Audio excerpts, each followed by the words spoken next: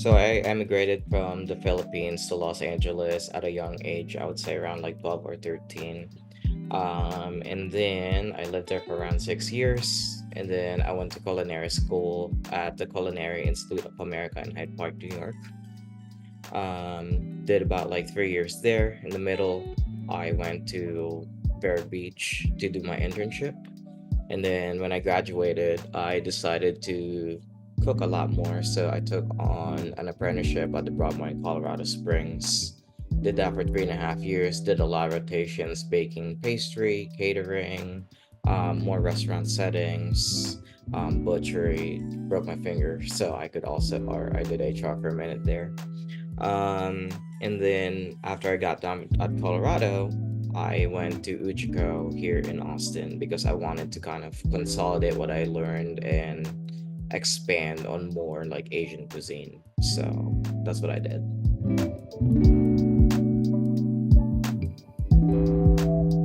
I'm actually pretty stoked because it surprised me at first. It actually surprised me at first, the qualification process. I'm like, okay, I thought we are just gonna get invites this year, which I thought like, okay, well, I didn't want to feel entitled to it, so I thought the voting system was cool. Like people thought I was popular enough, etc., and like having to ask around. It was almost as if I was advertising the event by having people vote for me as well. So I thought that was cool. But how I feel about it in general, I'm really excited. I feel like I have something to prove, given given what happened last year. I think I still had that chip on my shoulder very quietly. But yeah, I'm just excited to be back because I know this event has been growing and growing, and it definitely showcases Filipino culture, which aligns with my values as a personal chef. So I'm really excited about that. The perfect adobo to me is something that feels like home and at the same time is refined. I truly don't know, because I've had a lot of wet adobos that are amazing, and I've had a lot of dry adobos that are amazing. So to me, there's no perfect one.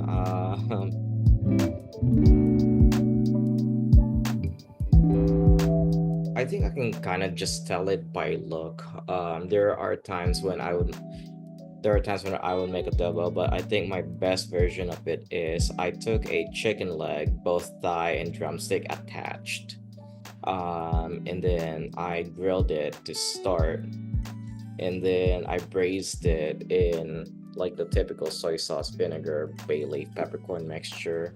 Kind of came together, and then I just needed to bind the sauce with a little bit of cornstarch so that the sauce doesn't look broken.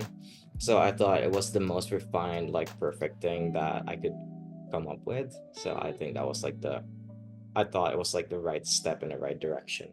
So I thought that was the perfect one.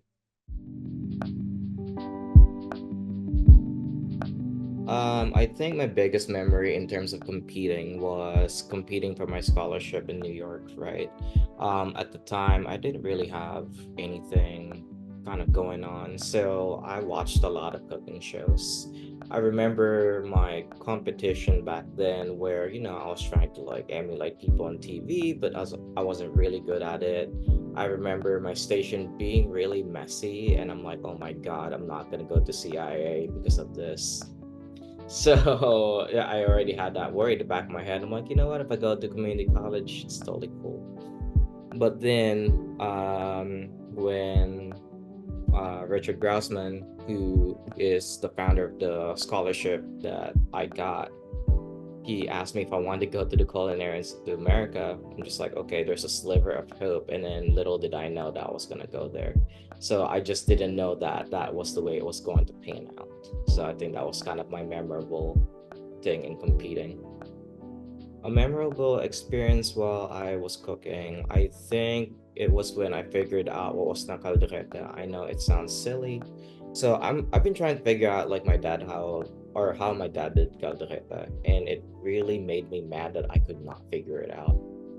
So for the longest time, like it was like potatoes, tomatoes, garlic, onion, and pork, but there was something missing, and then I figured out it was liver paste. So I think it was kind of like my aha moment, and then like, okay, cool. Then I figured it out, kind of played around with it, got obsessed, and then I figured out my caldereta recipe from like start to finish. So I think that was a Oh, good memory for me. I think it's more of a technique thing. I'm kind of fiddling around with some ideas. I don't know if I want to do the four ways like Angelica did yesterday, or not yesterday, but last year. But I really want to go more in a savory direction. Because a lot of people expect it more, but I think it's going to be a technical thing for me in terms of like where I've worked. I think in my most recent background and what I'm trying to focus on. So I'm not going to let it slip, but I think the hint's in the air.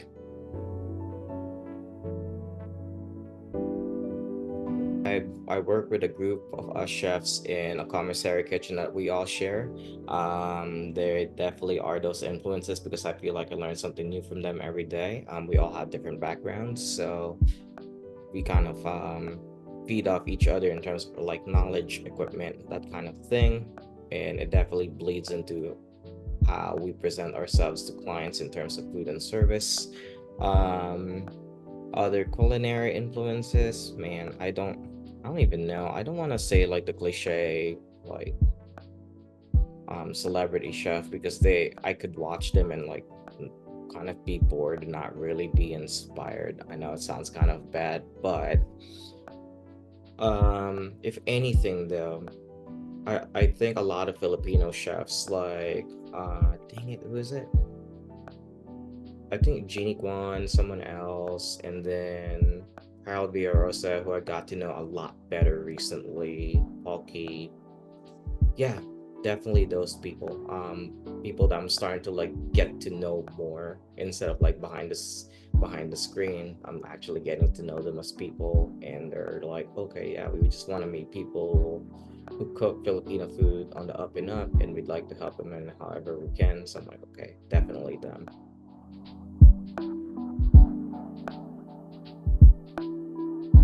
I think a lot of people get wrapped up.